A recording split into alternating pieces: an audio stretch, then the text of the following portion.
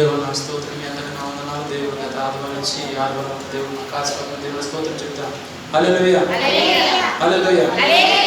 వాక్య భాగం చూసినట్లయితే దేవుని దగ్గర భయంతో భక్తితో ఎవరైతే జీవిస్తారో వారికి దేవుడు వారిని విడిచిపెట్టకుండా ఎటు రీతిగా దేవుడు వాళ్ళని ఆశీర్వదిస్తాడు. అలాగే మనము దేవునితో ఉన్నట్లయితే అసలు దేవుడు మనల్ని దీవిస్తాడా లేదా?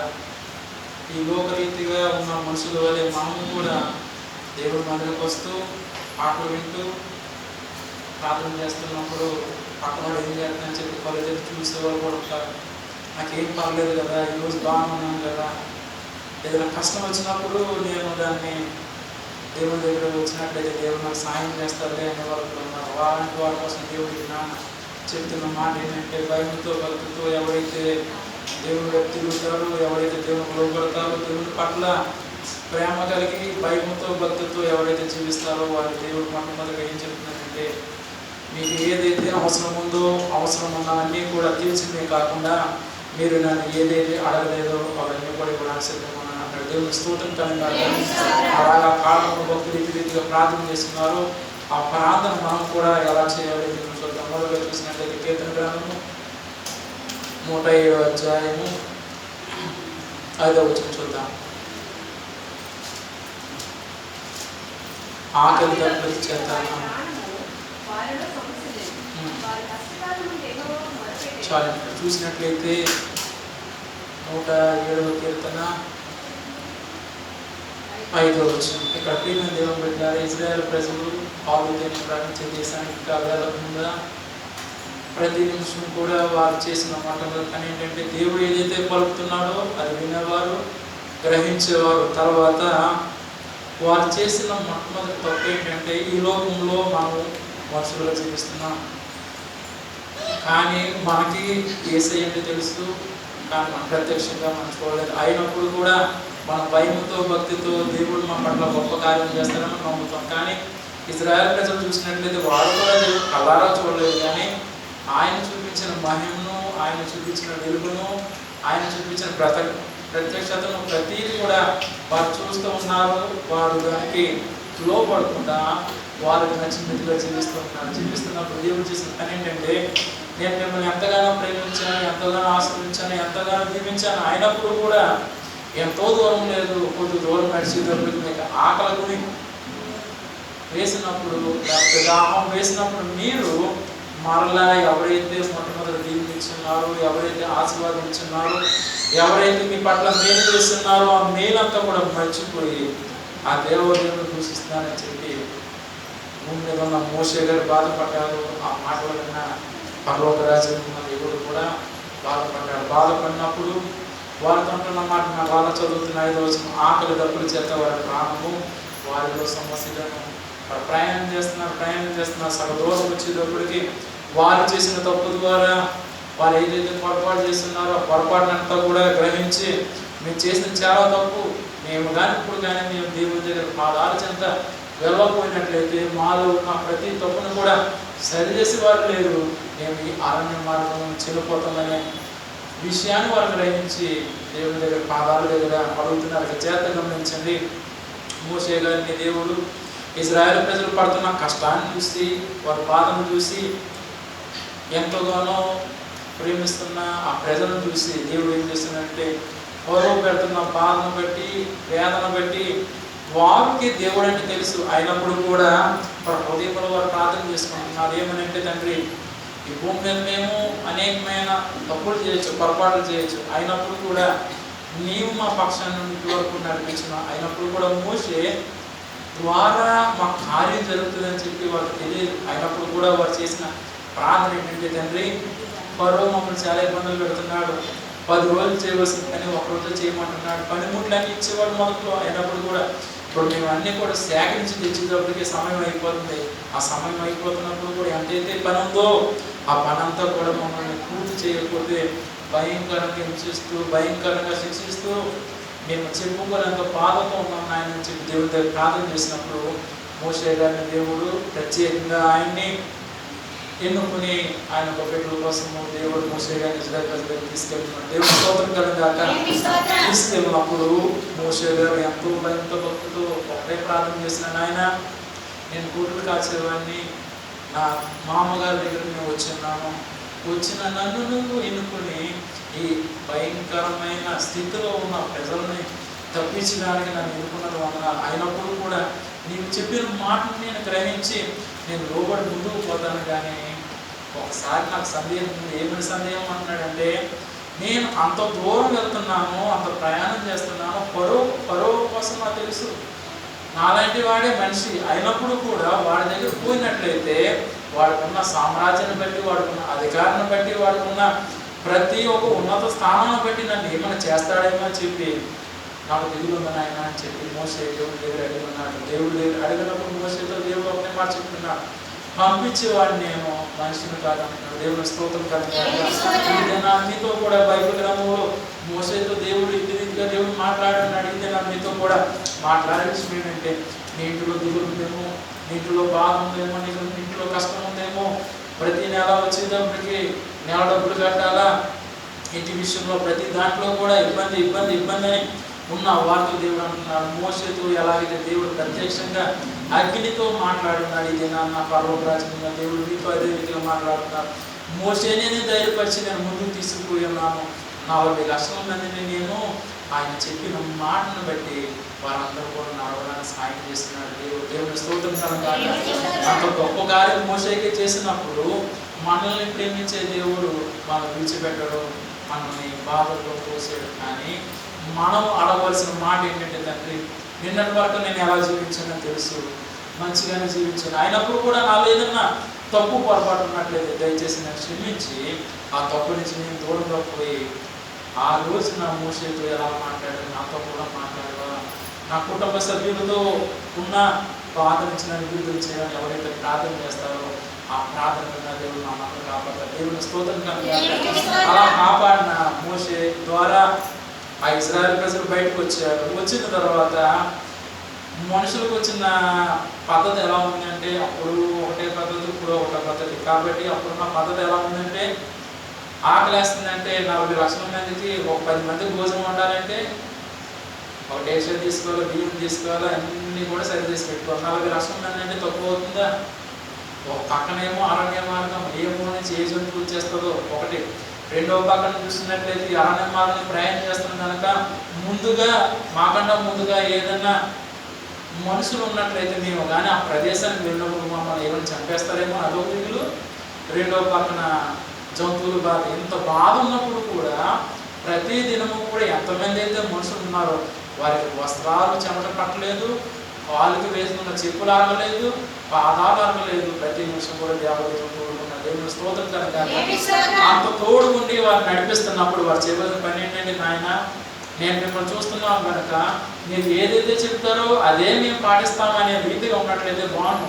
మొదట అదే మంచి మాటలు పలికారు, చక్కగా ఆహారం తిన్నారు, దేవుడికి ఏదైతే ఇష్టకరంగా చేస్తున్నారు.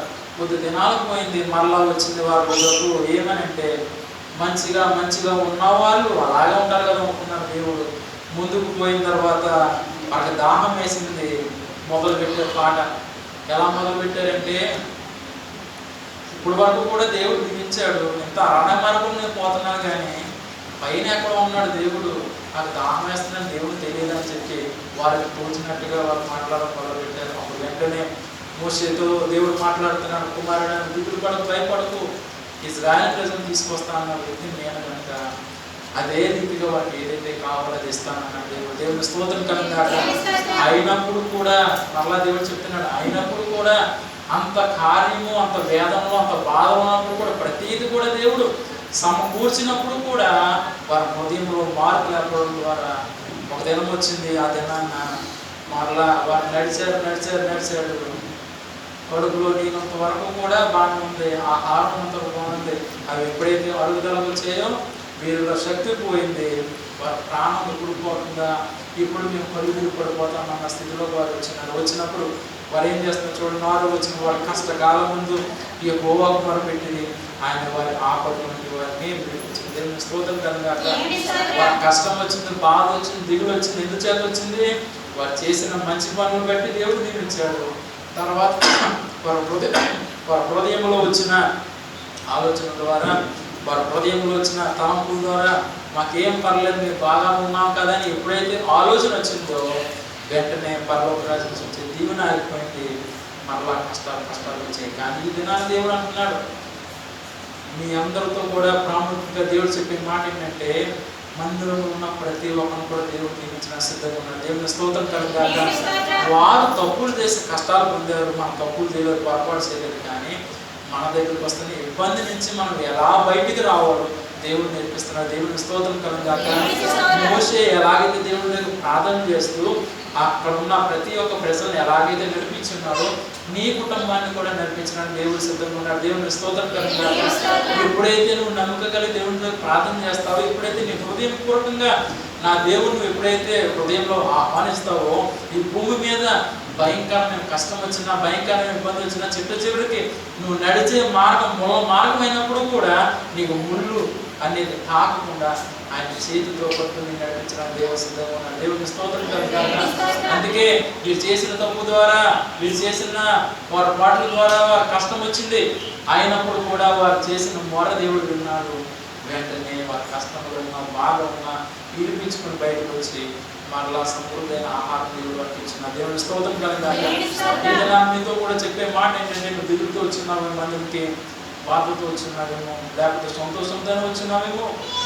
దేవుడు పెట్టిన ప్రతి దానికి కూడా మనం ఎప్పుడైతే లోబడి ప్రార్థన చేస్తామో, ఆ లోబడిన దాన్ని బట్టి దేవుడు మనం గొప్పగా జీవిస్తాడు. దేవుని స్తోత్రం కలుగాక. ఇంకా ఇక్కడ వాక్య భాగంలో చూసినట్లయితే ఇక్కడ వరకు దేవుడు వారిని దీవించాడు. ఇంకా ముందుకు సాగిపోయిన తర్వాత వారిలో మనలా వచ్చేసిన జబ్బు ఏమైపోయింది, మాకేమిచ్చాడు అన్నారు. చిట్ట చివరికి ఆ యొక్క గ్రంథంలో దేవుడు రాసిన మాట ఏంటంటే, జాగ్రత్తగా వినండి, దేవుడు చెప్పిన మాట, వారు చేసిన తప్పుల ద్వారా, వారు చేసిన పొరపాట్ల ద్వారా దేవుడు ఏమన్నాడంటే, ఎంతమంది అయితే ప్రజలు ఉన్నారో వాళ్ళందరినీ కూడా నేను పక్క పెట్టేస్తాను, కొత్త వారిని ఇస్తాను, వారితో నువ్వు ప్రార్థన మొదలుపెట్టాను. దేవుని స్తోత్రం కలుగాక. దానికి అర్థం ఏంటంటే, కొత్త వారిని ఇస్తాను, పాత వారిని తీసుకొస్తానంటే దానికి అర్థం భూమి మీద బాగా ఉంటారు అనుకోవచ్చు, కానీ వారి ప్రార్థన తీసి నేను పక్కన పడేస్తాను. దేవుని స్తోత్రం కలుగాక. ఇంత కష్టపడి నేను 40 లక్షల మంది తీసుకొచ్చిన నేను ఎంతో దుఃఖంతో ఉన్నాను. ఆయన దయచేసి ఒక్కసారి నా ముఖం చూసి వారిని క్షమించవాలని చెప్పి దేవుడిని అడిగినప్పుడు ఆ దేవదేవుడు చెప్పిన మాట ఏంటంటే, నువ్వు నన్ను అడుగుతున్నావు కనుక నేను ఈ కార్యము చేయకుండా మాట్లాడుతున్నాను, వారికి ఏదైతే అవసరం ఉందో అవన్నీ మరలేస్తాను. దేవుని స్తోత్రం కనుక. ఇది నా దేవ సేవకుడిగా చెప్పేది కూడా నేను అదే. మీ హృదయంలో ఏ ఆలోచన ఉందో, మీ హృదయంలో ఏ తరం ఉందో, మీ హృదయంలో ఏ కష్టంతో ఉన్నారో, ఎలాంటి స్థితిలో ఉన్నారో నాకు తెలియదు, కానీ దేవుడు అంటున్నాడు, ఆ దినాన్న మోసే ప్రార్థన ద్వారా ఎలాగైతే ఇజ్రాయేలు ప్రజలను కాపాడి ఉన్నాడో, ఈ దినాన్న సేవకు చేసే ప్రార్థన ద్వారా మీకు వచ్చే ప్రతి బాధ నుంచి దేవుడు మీకు ఇచ్చిన దేవుడు సిద్ధంగా ఉన్నాడు. దేవుని స్తోత్రం కనుక. అలాగ సిద్ధంగా ఉన్న మీతో కూడా మరలా దేవుడు చెప్పే మాట ఏంటంటే, 7వ వచనం, వారు అక్కడ నివాసపురం చేరినట్లు చక్కని త్రోవన ఆయన వారిని నడిపించును. వారు అరణ్య మార్గంలో నడుస్తున్నారు అయినప్పుడు కూడా దేవుడు ఏం చేస్తున్నాడు, చక్కనైన ప్రాంతంలో వారు చేరే వరకు కూడా వారు చేయబడుకున్నాడు. మళ్ళా దేవుడు చేసిన మంచి పని ఏంటి, చక్కనైన త్రోవను నడిపించున్నాడు. దేవుని స్తోత్రం కనుక. ఇప్పుడు ఈ లోకంలో చూసినట్లయితే జాగ్రత్తగా గమనించండి, దేవుడు చేసిన మంచి కార్యాలు. అరణ్యం అంటే భయంకరమైన దొంగలతో భయంకరమైన విష సర్పాలతో ఎప్పుడు ఏమొస్తాయో మనకు తెలియదు. అయినప్పుడు కూడా దేవుడు ఏం చేస్తున్నాడు, ఆ మార్గంలోనే చక్కనైన మార్గాన్ని దేవుడి నుంచి వారిని ప్రయాణం చేయడం సాయం చేస్తున్నాడు. ఇదేనా మీతో కూడా అంటున్నాడు, మన భూమి మీద ఉన్నాం, రోడ్ల మీద నడుస్తున్నాం, అయినప్పుడు కూడా దేవదేవుడు అంటున్నమాట, నీ హృదయంలో ఏదైతే బాగుందో సేవకుడిగా నాకు చెప్పినాడు, అది నేను దేవుడి దగ్గర పెట్టి ఉన్నాను అని దేవుడి జనాన ప్రత్యక్షంగా మీతో దేవుడు చెప్పే మాట ఏంటంటే, నా బిడ్డలారా, లోకంలో ఉన్న దానికోసం విడిచిపెట్టి నా వైపు ఎప్పుడైతే మీరు తిరుగుతారో, మీకు ఏదైతే అవసరం ఉందో అవన్నీ కూడా ఇవ్వడానికి నేను సిద్ధంగా ఉన్నాను దేవుడు చెప్తున్నాను. దేవుని స్తోత్రం కనుక. అలా కావాలా, లేకపోతే మీకు నచ్చిన మార్గంలో మీరు నడుస్తూ ఎప్పుడు కూడా మొహం మాడుకున్నట్టు ఉండాలనుకుంటున్నాను. దేవుని స్తోత్రం కనుక. చెప్పండి, ముఖం ఎప్పుడు కూడా బాధతో ఉండాలనుకుంటున్నారా, లేకపోతే ఆనందంతో ఉండాలనుకుంటున్నారా? ఎప్పుడైతే నువ్వు ఆనందంతో ఉండాలని ఎప్పుడైతే కోరుతున్నారో దేవుడు అంటున్నాడు, ఇప్పుడు వరకు కూడా నువ్వు చేసిన తప్పు పక్కన పెట్టు, దాన్ని సరిచేయడం సిద్ధంగా ఉన్నా. ఈ రోజైనా నీ జీవితం నువ్వు సరి చేసుకుని, నీ మార్గాన్ని సరి చేసుకుని, నీవేదైతే చేస్తున్నావో ప్రతిదీ కూడా, ప్రతి విషయంలో కూడా నువ్వు దేవుడి దగ్గర తగ్గించుకుని నువ్వు ఎప్పుడైతే ప్రార్థన చేస్తావో ఆ ప్రార్థన విన్నా దేవుడు నిన్ను మర్చిపోడు, నేను కాపాడదని చెప్తున్నాడు. ఇది నా పరిశుద్ధాత్మ దేవుడు చెప్పిన మాట. జాతరలో నుండి భూమి మీద మనకి ఆయనకి మధ్యలో మేఘం ఉంటుంది. మనకు దేవుడు కనపడు, కానీ మన రూపము మనం చేసే ప్రజలు కూడా ఆయన చూస్తున్నాడు. దేవుని స్తోత్రం. జాతకం నుంచి ఈ లోకంలో ఉన్న మనిషికి ఒక తత్వం ఎలా ఉందంటే, నేను ఇల్లు కదాను కదా, ఇంటికి చేరే వరకు కూడా నా ఇంట్లో నన్ను ఎందుకు చూడరు, నేను బాగున్నాను అనుకోవచ్చు. కానీ ఇక్కడ జాగ్రత్తగా గమనించిన విషయం ఏంటంటే, బైబిల్ గ్రంథం ఉంది, గెహజీ ఎప్పుడైతే దేవుని యొక్క సేవకుల దగ్గర పని చేస్తున్నారో, ఆ పని చేస్తున్న మొట్టమొదటిగా ఏలియా గారు, ఎలీషా గారు ఉన్నారు. ఆయన ఏలియా గారు దేవుని దగ్గర రాజ్యం చేరుకున్న తర్వాత ఆ పనిలో ఎలీషా గారు వచ్చినారు. ఎలీషా గారు వచ్చిన తర్వాత జరిగిన సంగతి ఏమైందంటే, ఆయనతో పాటు రెండో స్థానం ఏమన్నాడు, అదే మారుగా ఆయన దేవుని దగ్గర చేరిన తర్వాత గెహజీ కూడా అదే స్థానంలో ఉన్నారు. కానీ అక్కడ జరిగిన విషయం ఏంటంటే, వేరే ఒక ప్రాంతం నుంచి రాజుగారు వచ్చి ఉన్నారు. రాజుగారు వచ్చి నాకు చాలా అనారోగ్యం ఉంది, నేను ఆ అనారోగ్యం పోవాలంటే నాకు ఒక వ్యక్తి చెప్పి ఉన్నారు, మీరు ప్రార్థన చేసినట్లయితే నాకు ఆ నీరసం పోతుందని చెప్పి ఉన్నారు. చెప్పినప్పుడు ఈ గెహజీ చేసిన తప్పుడు పని ఏంటంటే, సేవకుని అడిగి ఉన్నాడు రాజుగారు, బాబు నాకు నీరసం తగ్గింది, నువ్వు చెప్పిన మాటను బట్టి దేవుడు నన్ను దీవించున్నాడు, ఆశ్రయించున్నాడు, బాగుంది, మీకు ఎంతైతే కావాలో అవంతే కూడా ఇవ్వడానికి సిద్ధంగా ఉన్నాను. దేవుని స్తోత్రం కలుగుతాను. కానీ ఈ ఎలీషా గారు అన్న మాట ఏంటంటే, ఏ విషయంలో కూడా ఒక మాట పలకకుండా నువ్వు ఎలా వచ్చావో అలాగే సంతోషంగా వెళ్ళిపోమన్నాడు. కానీ ఒక మాట కూడా పలకలేదు, ఏది కూడా అడగలేదు. కానీ ఆయనతో పాటు ఉన్న గెహజీ చేసిన పని ఏంటంటే, నేను బాగా ఉన్నాను, నేను చేసే పని పైన దేవుడు చూపుతాలేదు తర్వాత సంగతి, నాతో పాటు ఉన్న సేవకుడైన ఎలీషా గారు ఇంటిలో ఉన్నాడు కనుక, ఆయన పని ఏదో చేసుకుంటున్నాడు కనుక, ఆయనకి నా విషయం తెలియదు కనుక, నేను కొంచెంసేపు అయిన తర్వాత వారు ఒక మార్గం అంటే పోతున్నప్పుడు నేను వారి వెనకాల కొంచెం సమయం వెళ్ళినట్లయితే వారు ఏదైతే ఇస్తారన్నారో అవన్నీ కూడా నేను సమకూర్చుకున్నాం అనుకున్నాను. కానీ జరిగిన విషయం ఏమిటంటే, ఎలీషా గారికి ఆ విషయం తెలియదు. ఎవరికి తెలుసు? పైన ఉన్న దేవుడు తెలుసు. దేవుని స్తోత్రం. నేను వెళ్తున్నాడు బాగుంది. కానీ ఈ విషయం ఏలియా గారికి ఎలాగైతే దేవుడు ప్రతి నిమిషం మాట్లాడేవాడు అదే రీతిగా ఎలీషా గారితో కూడా దేవుడు మాట్లాడాలని సాయం చేస్తున్నాడు. దేవుని స్తోత్రం కనుక కొద్ది సమయం అయింది రాజుతో పాటు ఈయన వెళ్తున్నాడు. రాజుగారు గుర్రం మీద వెళ్ళిపోతున్నారు. ఈయనకి అప్పటి వరకు బాగా ఉన్నాడు. కానీ చూడండి, కర్ణశాల కొట్టినోడు ఎలాగైతే గిలగిలాడతాడో అదే రీతికి పొరుగు మరి గుర్రం వెళ్ళిపోతే డబ్బులు రావు. ఈ విషయాన్ని చూసిన రాజుగారు వెంటనే ఎందుకో వెనక చూశాడు. వెనక చూడగానే అక్కడ జరిగిన విషయం ఏమైందంటే, ఈయన ఏమైంది పరుగున వస్తున్నాడు, సేవకుడు ఏమని అడిగినాడేమో, లేకపోతే సేవకుడు ఏదైనా మాట చెప్పడానికి మర్చిపోయి ఉన్నాడేమో, ఆ మాట నాతో చెప్పడానికి ఆయన ఒక సేవకుని పంపించినట్టున్నాడు గెహజీని అనుకుని వెంటనే గుర్రం పని నాతో ఉన్నాడు.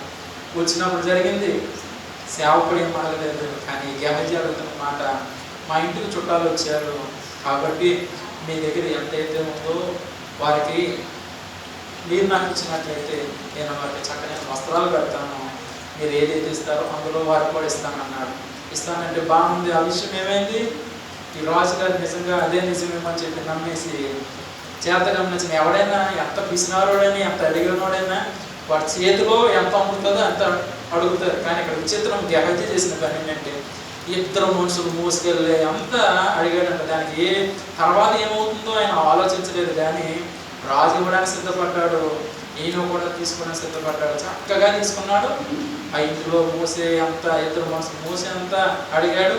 వారి ఇంటికాడ పెట్టేస్తున్నారు. మళ్ళీ తిరిగి రాజుతో పాటు వెళ్ళిపోతున్నారు. కానీ ఇక్కడ చేత గమనించాను, కొద్దిసేపు అయింది, రాజుగారు చక్కగా తన రాజ్యం పోయి ఉన్నారు. ఎలీషా గారు ఏమో ఇంట్లో ఉన్నాడు. నెమ్మదిగా బయటకు వచ్చాడు. ఆయన, బాబు గెహజీ ఎక్కడికి వెళ్ళాను ఆయన అన్నాడు.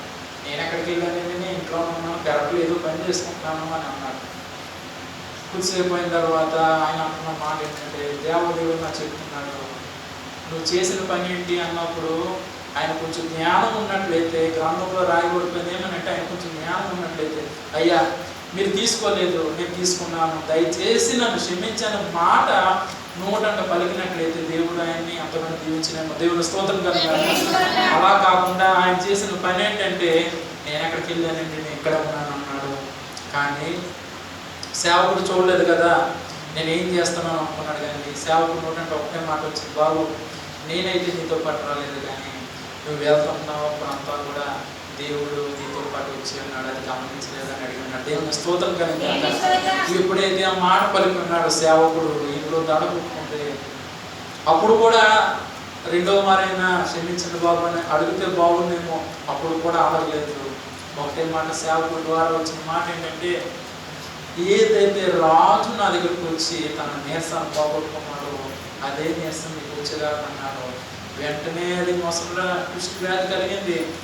3వ స్థానంలో సేవకుడు తర్వాత సేవకుడు ఉండవలసిన వాడు సేవకుడి దగ్గర లేకుండా వాడి ప్రయాణం ముందుకు సాగుతుంది. కానీ బైబిల్లో అలా ఆయన పేరు గ్రంథంలో రాయబడ్డాడు. దేవుని స్తోత్రం కనుక ఆయన ఆ సమయాన తన తప్పు ఒప్పుకున్నట్లయితే దేవుడు ఏలియా గారి కోసము, ఎలీషా గారి కోసం, తన 3వ వ్యక్తిగా గేహజీ కోసం కూడా రాసినాము. కానీ ఈయన కోసం రాయలేదు. చేత గమనించి ఎందుచేత దేవుడి మాట పదే పదే పలుకుతున్నాడంటే, మనం ఎవరు కూడా చూడలేదు కదా, తల్లిదండ్రులు ఇంటిగా ఉన్నారు కదా, లేకపోతే తల్లిదండ్రులు లేరు కదా, నేను పెద్దగానే అయిపోయాను కదా, చక్కగా నేను పెళ్లి చేసుకున్నాను కదా, చక్కగా నేను బిడ్డలతో నేను ఉన్నాను కదా, ఇంట్లో ఎవరు తెలుస్తుందిలే కదా అనుకోవచ్చు. కానీ గేహజీ అనుకున్నాడు, నన్ను ఎవరు కూడా చూడలేదు కదా అనుకున్నాడు. కానీ ఈ భూమి ఆకాశం సృష్టించిన దేవుడు పైన చూస్తున్నాడు. దేవుని స్తోత్రం కనుక ఆ మాట సేవకుడితో ఎప్పుడైతే పలికి ఉన్నాడు దేవుడు, అదే మాట గేహజీతో పలికినప్పుడు నేను ఒకటే బాధపడుతున్నాను, ఆ గ్రంథములో కొద్ది నిమిషాలైనా దేవుడా అనుకున్నావు కనుక నేను చేసిన తప్పే, ఒకసారి నన్ను క్షమించవా, కొన్ని తప్పు చేస్తున్నాను, కఠినమైన శిక్ష ఉంది, కానీ దయచేసి ఆ శిక్ష నుంచి నేను ఎలా బయటపడాలో నాకు చెప్పిన ఆయన నోటిలోంచి ఆ మాట కలిగినట్లయితే ఆ దేవుడు అని క్షమించలేమో. కానీ ఆ మాట పలకలేదు. రాజు ఏదైతే స్వస్థత కలిగి ఉన్నాడో అదే నీరసాన్ని కూడా తెచ్చుకునేది. నేను సేవకుడిగా దేవుడి మీతో కూడా చెప్పే మాట ఏంటంటే, ఇంటికాడ ఉంటున్న తల్లిదండ్రులు కావచ్చు, ఉద్యోగం చేస్తున్న వ్యక్తులు కావచ్చు, ఈ భూమి మీద మనం ఎలా జీవించినా పర్లేదు, ఒక గాలి పట్టము దారం పట్టుకుని కుదురుతూ ఉంటే అది ఎలాగైతే పోతుందో అలాగే ఊరంతా తిరగవచ్చు కదా అని అనుకోవచ్చు. కానీ దేవుడు ఇది నా పరిశుద్ధాత్మ దేవుడు చెప్తున్నమాట, నువ్వు తిరుగుతూ ఉండు చిట్టు చివరిని ఆరోగ్యం పాడైపోయిన తర్వాత దేవుడి దగ్గర వచ్చినట్లయితే దేవుడు ఇదేనని అంటున్నారు. ఎందుచేత నువ్వు ఆ తప్పు చేస్తావని చెప్పి దేవుడు ఆదరణమే చెప్పినేమో, కానీ నువ్వు ఆ మాట అక్కకుండా ఆయనకు లోపడకుండా నీకు నచ్చిన రీతిగా నువ్వు జీవించడం ద్వారా అది జీవితం వచ్చింది, బాధ వచ్చింది, కష్టం వచ్చిన తర్వాత దేవుడు పాదాలు పట్టుకున్నప్పుడు అప్పుడు కూడా దేవుడు మంచి మాట అంటున్నాడు ఏంటంటే, అలాంటి స్థితిలో కూడా నేను రక్షించడానికి సిద్ధంగా ఉన్నాను అంటున్నాడు. దేవుడి స్తోత్రం కలిగాడు. ఎందుకు మనం ఆ తప్పు చేయాలా, ఎందుకు మనం దేవుడి దగ్గర బాధ తెచ్చుకోవాలా, ఎందుకు దేవుని ద్వారా మాటలు పలికించుకోవాలా?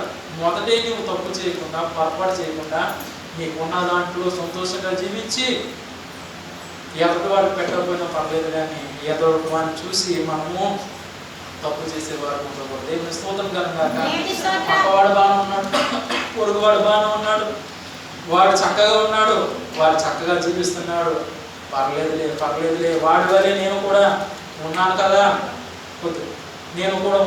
అనుకోవచ్చు. కానీ దేవుడు ఏదైనా చెప్తున్న మాట జాగ్రత్తగా గమనించండి. ఎవరైనా చూడట్లేదేమో అనుకుంటున్నారేమో, కానీ పరలోక రాజ్యంలో దేవుడు అంటున్నాడు, ఇప్పుడుకైనా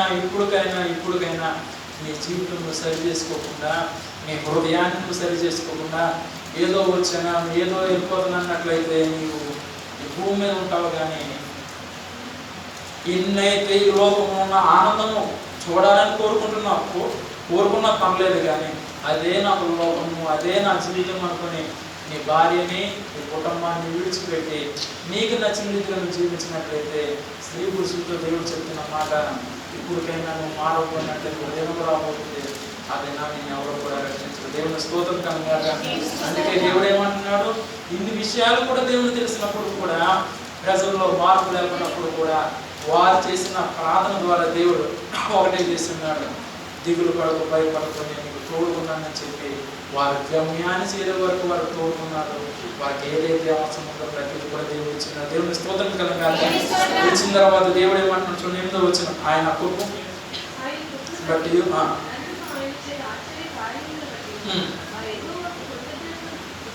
చెల్లించదు కాక. చాలండి. ఇక్కడ చూసినట్లయితే 2 విధాలైన విషయాలు దేవుడు చెప్తున్న మాట జాగ్రత్తగా గమనించండి.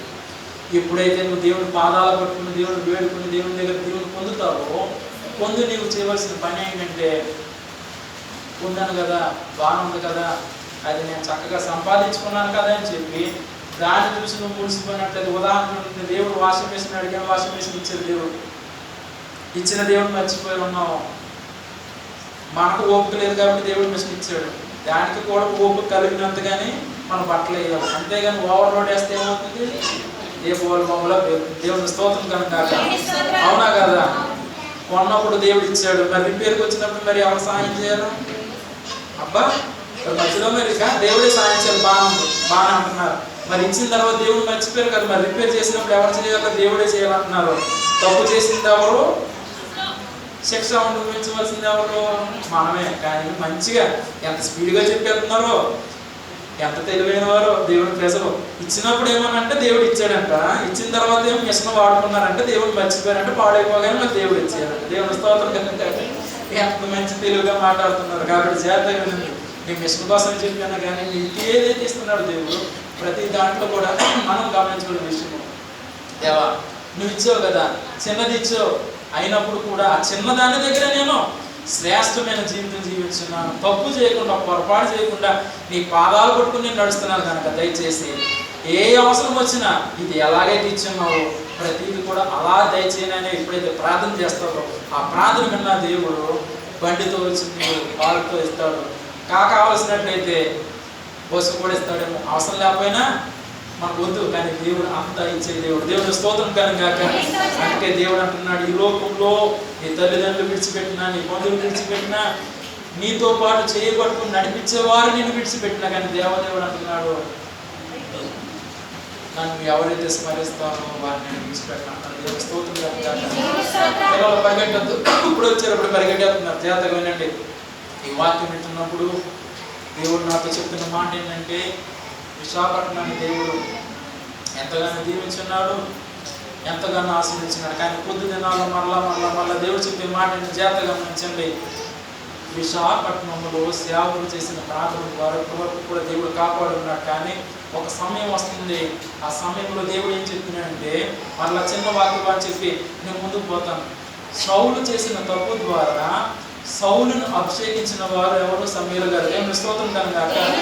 సౌలును అభిషేకించిన వారు సమూయేలు గారు. ఎప్పుడైతే దేవుడి దగ్గర సౌలు తప్పు చేస్తున్నాడో, ఆ తప్పును బట్టి ఆ విషయాన్ని దేవుడు చెప్పి ఉన్నాడు సమూయేలు గారితో, ఏమని, నా కుమారుడు తప్పు చేస్తున్నాడు కనుక ఆయనకున్న అధికారం తీసి నేను వేరే వాళ్ళకి ఇస్తున్నాను అన్నాడు. దేవుని స్తోత్రం కనుక. ఇస్తానన్నప్పుడు సమూయేలు ఏం చేసినంటే, నేను చిన్న బిడ్డగా ఉన్న వాడిని నేను అభిషేకించున్నాను, మరలా నేనే ఆ పనిలో వెళ్ళి నీ దగ్గర ఉన్న దీవుని పోతుందని చెప్పడానికి నా నోరు రావట్లేదు నాయన, దయచేసి ఒకసారి క్షమించమని దేవుడి దగ్గర అడిగినప్పుడు దేవుడు అన్నాడు, చెప్పిన వాడిని నేను, ఇచ్చిన వాడిని నేను, తీసుకున్న వాడిని నేను కనుక నువ్వు కన్నీరు కార్చొద్దు. నువ్వు ఎంత కన్నీరు కార్చినప్పుడు కూడా నేను వాటిని మార్చను, నేను ఏదైతే మాట చెప్పినానో అది మారదని దేవుడు చెప్పినాడు.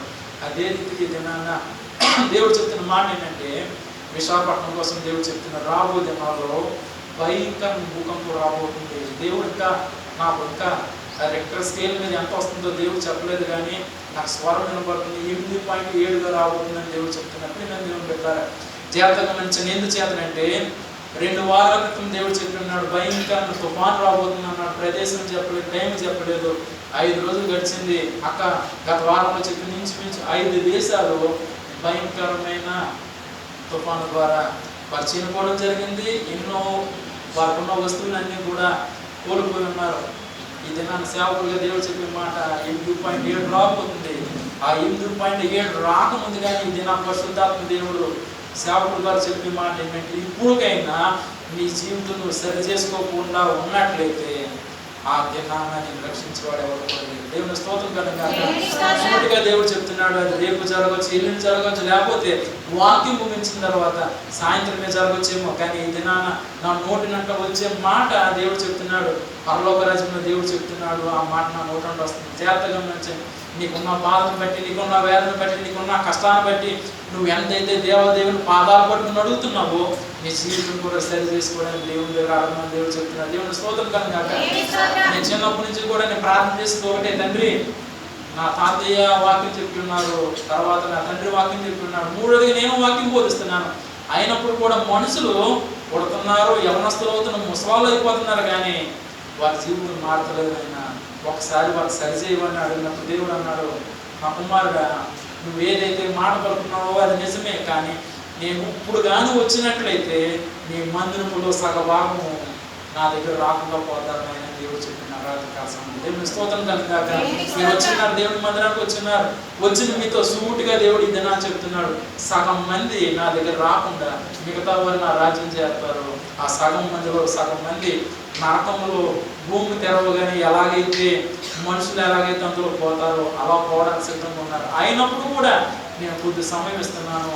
ఆ సమయంలో వారు మార్పు కలిగినట్లయితే మిగతా మిగిలిపోయిన వారితో కలిపి నేను నా రాజ్యం తీసుకుపోతాను. లేని పక్షాన నేను పేర్లు చెప్పనన్నాడు. కానీ దేవుడు మరలా చెప్తున్నా, కూర్చోలేదు మరి కూర్చోలేదు. దేవుడు చెప్తున్న మాట ఏంటంటే, జాగ్రత్తగా ఏంటంటే, ఆ సగభాగంలో ఎవరికి వారికి వ్యక్తిగతంగా హృదయం ఉంది కనుక నేను కానీ అందులో ఉన్నానేమో, దయచేసి నాకు క్షమించండి. అలా లేకున్నట్లయితే నీ రాజ్యం చేరక ముందుగానే నన్ను ఒకసారి సరిచేసి నాలో ఉన్న ప్రతి తప్పును కూడా తీసివేయనని నేను ప్రార్థించాను. అలా కాకుండా నేను వస్తున్నాను, నేను చదువుతున్నాను, ఉద్యోగం చేస్తున్నాను, బాగానే ఉన్నాను కదా, నాకు ఏం పర్లేదు కదా అనుకున్నట్లయితే దేవుడు చెప్తున్నాడు, సూటిగా చెప్తున్నాడు. మరలా సేవకుడుగా అనే చెప్తున్నాడు ఒకటే మాట. సగం మంది అంటే ఇప్పుడు చూడండి, ఇప్పుడు అటు పక్కన కూర్చున్నారు, ఇటు పక్కన కూర్చున్నారు. నేను చూస్తున్నాను ఒక కంచి, ఒక ముళ్ళ కంచిని చూస్తున్నాను. ఆ ముళ్ళ కంచిలో ఒకటే మాట దేవుడు చెప్తున్నాడు, ఎవరైతే ఇప్పటికైనా నా మాట వింటారో వారు జీవిస్తారు. దేవుని స్తోత్రం కలుగుగాక. అలా కాకుండా వారికి నచ్చిన రీతిగా జీవిస్తూ ఏదో వస్తున్నాం, ఏదో పోతున్నాం, నేను చక్కగా పని చేసుకుంటున్నాను కదా, నన్ను ఎవరు కూడా చూడలేదు కదా, చక్కగా భోజనం చేస్తున్నాను, చక్కగా వస్త్రాలు ధరించుకుంటున్నాను, నేను చాలా సంతోషంగా ఉన్నానని చెప్పి నువ్వు నీ హృదయంలో అనుకుంటున్నావు. కానీ దినాన్ని సూటిగా దేవుడు చెప్తున్నాడు, ఈ దినమే దేవుడు రాకలు వచ్చినట్లయితే సగం మంది దేవుడు రాజ్యం చేరుతున్నారు, మిగతా వారు ఉండిపోతున్నారు.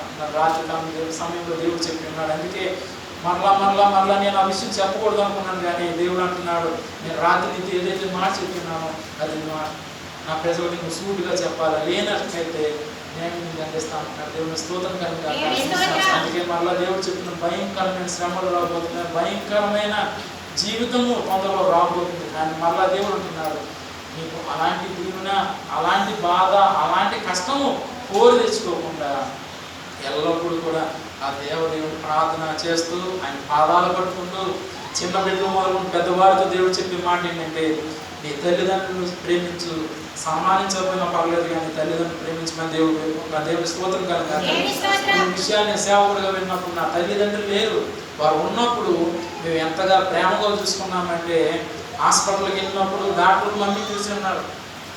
వారు అంటున్న మాట ఒకటే, మీరు మమ్మీ మీ అమ్మగారు అంటున్నారు కదా, ఎంతమంది మీ అమ్మగారికి సర్వీస్ చేస్తున్నారంటే ఎవరు చేయలేదని నేను మా తమ్ముడు చేస్తాను అన్నప్పుడు అక్క చెప్తుంది, ఐసీయూలో వెళ్ళినప్పుడు నేను చాలాసార్లు వెళ్దాం అనుకున్నాను, కానీ నా మనసుకి ఇంకా మమ్మీని చూస్తే ఇంకా నేను తట్టుకోలేదు, నా పరిస్థితి ఏమవుతుందని చెప్పి కొద్ది రోజులు గడిచిపోయిన తర్వాత ఇంకా 2-3 రోజులు ఉన్నానుగా ఐసీయూలోకి వెళ్ళాను, కానీ మొదటి దినం వెళ్ళలేదు.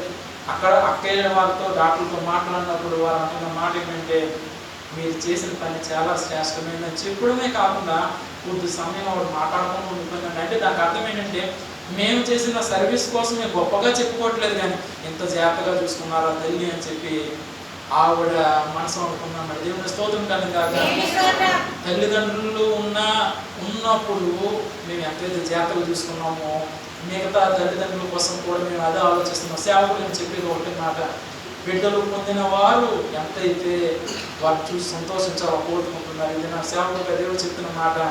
ఇప్పుడుకైనా మీ బిడ్డలు దీని యొక్క మాట విని మీకు లోపడుకున్నట్లయితే ఒక దినం రాబోతుంది, దేవుడిని పక్కన పెడుతున్నాడు. వారికి ఏదైనా ఇబ్బంది వచ్చినప్పుడు, ఏదైనా కష్టం వచ్చినప్పుడు, వారిని దేవుడు ఏదైనా సరి చేయడానికి ఏదైనా పెట్టినప్పుడు మీరు మట్టుకు మౌనంగా ఉండమని దేవుడు వేడుకుంటున్నాడు. అలాంటి మాట అలాంటి కష్టం కోరి తెచ్చుకోకుండా ఉండాలంటే ఇప్పుడే తల్లిదండ్రులతో చెప్తున్నాడు దేవుడు, బిడ్డలతో కూడా దేవుడు చెప్పే మాట. నా తల్లిదండ్రులు లేకపోయినప్పుడు కూడా మేము ఎంతైతే భూమి మీద ఉన్నంత కాలం కూడా ఎంతైతే ప్రేమించున్నామో చెట్టు చివరికి నేను చెప్తున్నాను ఇది నాన్న. మా మమ్మీ ఐసీయూలో ఉన్నప్పుడు కూడా నా మనసులో మాట చెప్తున్నాను, ఇంచుమించు ఆవిడ సంవత్సరం బ్రతికినప్పుడు కూడా పోతే కొన్ని డబ్బులు ఐసీయూలో ఉంచడానికి సిద్ధపడుతున్నాం. దేవుని స్తోత్రం కనుక ఇంచుమించు రోజుకి ఉదయం ఒక 25,000 అయ్యేది, మరుసటి రోజు మనం ఇంకో 25,000 పెట్టేమన్నారు. ఇంచుమించు అనకూడదు 1,50,000 అయింది ఆ 10 రోజులకి. కానీ మా హృదయంలో ఉన్న తలంపు ఎలా ఉందంటే డబ్బుల కోసం మేము ఆలోచించలేదు, డబ్బులు ఎలాగని ఇస్తాడు. ఇంచుమించు సంవత్సరం పాటైనా కూడా ఉంచాలని కోరుకున్నాం, కానీ అది దేవుడి చిత్తం కాబట్టి ఆవిడ ఇంకా బాధ భరించలేదు కనుక ఆవిడ దేవుడు తీసుకెళ్ళిన దేవుని స్తోత్రం కనుక. అందుకే నేను చెప్తున్నాను, తల్లిదండ్రులు ఉన్న ప్రతి ఒక్క తల్లిదండ్రులు చెప్పే మాట, మీరు ఎంతైతే ప్రయాసపడి మీ బిడ్డలు పెంచుతున్నారో అది దేవుడు చూస్తున్నాడు. బిడ్డలుగా ఉన్న మీతో కూడా చెప్తున్న మాట ఏంటంటే, నీ తల్లిని నీ తండ్రిని నువ్వు సన్మానించకపోయినా పర్లేదు, కానీ వారిని ఏ దినము కూడా దుఃఖపడే మాట మీ నోట రాకూడదు, వారిని చూసి బాధపడకూడదు. దేవుని స్తోత్రం కనుక. ఎప్పుడైతే బాధపడుతుందో కొన్ని విషయాల్లో చూపండి పడ్డాయి, కానీ నేను ధైర్యంగా చెప్పొచ్చు, కానీ నీ పేరు చెప్పట్లేదు. కానీ దేవుడు అంటున్నాడు, ఆ కుమారుని ప్రార్థన చేస్తున్నాను, నేను వింటున్నాను, నేను వారు సరి చేయడానికి సిద్ధంగా ఉన్నాను. అయినప్పుడు కూడా వారు సరి చేయకుండా నేను విడిచిపెట్టాలంటే విడిచిపెట్టచ్చు, కానీ వారు నాకు అంకకుండా నేను దేవుని దగ్గర పోయినట్లయితే వారు సరి అయిపోతారని చెప్పి నా దగ్గర రావట్లేదు కుమారుడా, దయచేసి నువ్వు వారి కోసం ప్రార్థన చేయమని దేవుడు చెప్తున్నాడు. ఇది నాన్న తల్లిదండ్రులు ఉన్న మీరు మీ బిడ్డలు ఎంత చదవాలన్నా మంచి మంచి ఉద్యోగాలు చేయాలన్న దేవుడు చెప్తున్నాడు, దేవుడే చేస్తాడు. కానీ ఇంటికి వెళ్ళిన తర్వాత కొట్టొద్దు తిట్టొద్దు, ఒకటే మాట సేవకు ఉన్నటువంటి దేవుడు చెప్తున్నాడు. తల్లిదండ్రులు ఎవరైతే ఉన్నారో బిడ్డలు క్రమశిక్షణ లేకపోయినట్లయితే సేవకుడు చెప్పిన మాట ద్వారా కొద్ది సమయం దేవుడు ఇస్తున్నాడని చెప్పినాడు. ఆ సమయాన్ని నువ్వు సరిగ్గా చేసుకున్నట్లయితే పర్లేదు, లేకపోయినట్లయితే ఒక దినం కష్టకాలం వచ్చినప్పుడు నన్ను ఏ మాట మాట్లాడుతున్నానని చెప్పి తల్లిదండ్రులు మీరు ఇంటికి వెళ్తారు చెప్పండి. వారు విన్నట్లయితే వింటారు, లేకున్నట్లయితే దేవుడు చూసుకుంటారు. దేవుని స్తోత్రం కనుక. అంటే మరలా దేవుడు చెప్తున్నాడు, విశాఖపట్నం చాలా భయంకరమైన స్థితి రాబోతుంది. దేవుడు నాకు చెప్పిన మాట ఏంటంటే జాగ్రత్తగా, నేను ఇప్పుడు కూడా తేనెల పాలు దగ్గర కైలాస కొండ చూస్తున్నారు. కైలాస కొండని నేను చూస్తున్నా. కొద్ది దినాల క్రితము సుత్తితో ఒక రాయిని కొడితే ఎలా బదలాసిపోతుందో అట్టి రీతిగా కొండ రూపాన్ని చూస్తున్నాను. అందుకే మరలా చెప్తున్న జాగ్రత్తగా, నేను కొండనే ఏర్పడిన దేవుడు మనుషులు ఉన్న ప్రతి తప్పుని సరి చేయడానికి సిద్ధంగా ఉంటాడా అన్నప్పుడు దేవుడు సేవకుడుగా ఒకే మాట, నా ఊపుకున్నంత వరకు కూడా నేను సువార్త ప్రకటించడానికి, నా ప్రాణం పోయే వరకు కూడా నేను ఒకటే, మా హృదయంలో అక్క కావచ్చు, నేను కావచ్చు, మా జీవితాల కోసం మేము పట్టించుకోలేదు. కానీ మీరు ఎక్కడ ఇబ్బంది పడతారు, మీకు ఎక్కడ కష్టం అవుతుంది, మీకు ఎక్కడ బాధ వస్తుందని చెప్పి మేము ప్రతి దినము కూడా ఏ సమయంలో పడుకుంటున్నామో, ఎప్పుడు చేస్తున్నామో మాకు ఇంకా సరి లేదు, టైం లేదు, పద్ధతి లేదు. ఎప్పుడు ప్రార్థన చేయాలంటే అప్పుడు ప్రార్థన చేయడం, ఓన్లీ 2 నిమిషాలని పడుకుందాం అన్నప్పుడు సమయంతో దేవుడు ఎలా మాట్లాడుతున్నాడు అలాగా. పట్టపగల దేవుడు నాతో ఎప్పుడు మాట్లాడలేదు. కానీ ఇంచుమించు రాత్రి 12 1 నుంచి 2 చూడండి, మంచి నిద్ర పెట్టే సమయం. సాగర్ బాబు ఎవరో బాబు మళ్ళీ పిలుస్తున్నారు అనేది ఒకటే మీద దేవుడు బిడ్డలో జాగ్రత్తగా చెప్తున్నా ఒకటే మాట. దేవుడు ప్రతి పలికే మాట చాలా శ్రేష్టమైన దేవుని స్తోత్రం కనుక. అది వినడానికి, దాన్ని గ్రహించడానికి దేవుడు నాకు ఇచ్చిన మంచి వరాన్ని బట్టి నేను ఎంతగానో సంతోషిస్తున్నాను. కానీ ఆ మాటలు వింటున్న మీరు కూడా భయముతో భక్తులతో ఎప్పుడైతే జీవిస్తారో ఆ జీవించడం ద్వారా గొప్ప దేవుని పొందుతారు. దేవుని స్తోత్రం కనుక. అలా కాకుండా ఇజ్రాయేల్ ప్రజల వలె దేవుని యొక్క దేవుని తీసుకుంటూ, దేవుని యొక్క ఆశీర్వాదం తీసుకుంటూ, ఏదో కష్టం వచ్చినప్పుడు నేను దేవుని తిరుగుతాను అన్నట్లయితే వాడు కష్టం వచ్చింది దేవుడు దీవించున్నాడు. అలాంటి కష్టం మధ్య కోరి తెచ్చుకోకుండా దేవుని యొక్క దేవుని పొందాలని, దేవుని యొక్క ఆశీర్వాదం పొందాలని మిమ్మల్ని దేవుడు బహుగా దీవించడం కోరుతూ దేవుడి పొద్దు పండుగ దీవించిందాక. ఆమేన్. నా వాక్కు శక్తిని వింటే